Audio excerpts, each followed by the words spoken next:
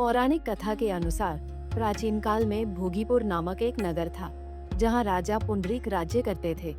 इस नगर में अनेक अप्सराएं, किन्नर और गंधर्व वास करते थे। वहीं ललिता और ललित नाम के एक गंधर्व पति पत्नी भी निवास करते थे। उनके बीच इतना गहरा प्रेम था कि वे एक दूसरे से पल भर भी अलग नहीं रह पाते थे। अगर कभी ऐसी स्थिति आ भी जाती तो दोनों एक दूसरे की याद में खो जाते थे। एक दिन जब ललित राजदरबार में गान कर रहा था तो अचानक उसे अपनी पत्नी ललिता की याद आ गई। कथा मिलती है कि जैसे ही ललित को ललिता की याद आई, उसके सुर और ताल बिगड़ने लगे। उसकी यह त्रुटि कर्कट नामक नाग ने पकड़ ली और राजा को पूरी बात बता दी। राजा अत्यंत क्रोधित हुए और उन्होंने ललित को राक्षस योनि में जाने का शाप दे दिया। जैसे ही इसकी सूचना ललिता को मिली, वह अत्यंत दुखी हुई, लेकिन शाप के आगे उसके आंसुओं की एक न चली और ललित वर्षों तक राक्षस बनकर भटकता रहा।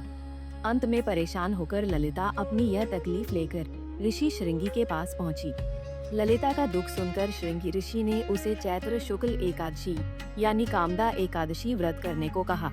उन्होंने बताया कि इस व्रत को करने से मनुष्य के सभी कार्य सिद्ध होते हैं। ऋषि ने कहा कि यदि वह इस व्रत का पुण्य फल अपने पति को दे दे तो वह शीघ्र ही राक्षस योनि से मुक्त हो जाएगा और राजा का शाप भी स्वतः ही समाप्त हो जाएगा। ललिता ने ऋषि को प्रणाम किया और उनके बताए अनुसार पूरी श्रद्धा से व्रत का पालन किया। ललिता की अटूट निष्ठा और व्रत से भगवान हरि अत्यंत प्रसन्न हुए। उनकी कृपा से ललित को राक्षस योनि से मुक्ति मिली। इस व्रत का ऐसा प्रभाव हुआ कि ललिता और ललित दोनों को अंत में स्वर्गलोक की प्राप्ति हुई। मान्यता है कि इस व्रत को करने से साधक कभी भी राक्षस योनि में जन्म नहीं लेता। धर्म शास्त्रों में कहा गया है कि संसार में इसके समान दूसरा कोई व्रत नहीं है।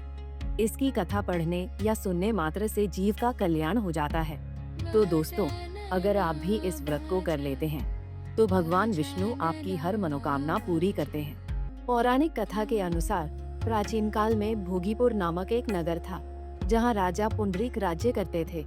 इस नगर में अनेक अप्सराएं, किन्नर और गंधर्व वास करते थे। वहीं ललिता और ललित नाम के एक गंधर्व पति पत्नी भी निवास करते थे। उनके बीच इतना गहरा प्रेम था कि वे एक दूसरे से पल भर भी अलग नहीं रह पाते थे। अगर कभी ऐसी स्थिति आ भी जाती तो दोनों एक दूसरे की याद में खो जाते थे।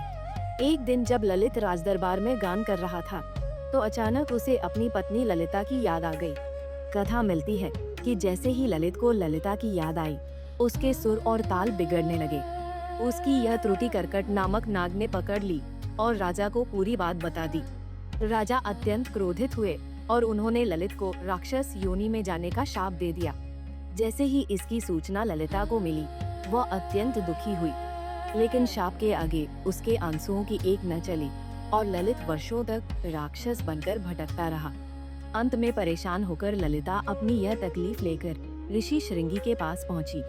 ललिता का दुख सुनकर श्रृंगी ऋषि ने उसे चैत्र शुक्ल एकादशी यानी कामदा एकादशी व्रत करने को कहा। उन्होंने बताया कि इस व्रत को करने से मनुष्य के सभी कार्य सिद्ध होते हैं। ऋषि ने कहा कि यदि वह इस व्रत का पुण्य फल अपने पति को दे दे तो वह शीघ्र ही राक्षस योनि से मुक्त हो जाएगा और राजा का शाप भी स्वतः ही समाप्त हो जाएगा। ललिता ने ऋषि को प्रणाम किया और उनके बताए अनुसार पूरी श्रद्धा से व्रत का पालन किया। ललिता की अटूट निष्ठा और व्रत से भगवान हरि अत्यंत प्रसन्न हुए। उनकी कृपा से ललित को राक्षस योनि से मुक्ति मिली। इस व्रत का ऐसा प्रभाव हुआ कि ललिता और ललित दोनों को अंत में स्वर्गलोक की प्राप्ति हुई। मान्यता है कि इस व्रत को करने से साधक कभी भी राक्षस योनि में जन्म नहीं लेता।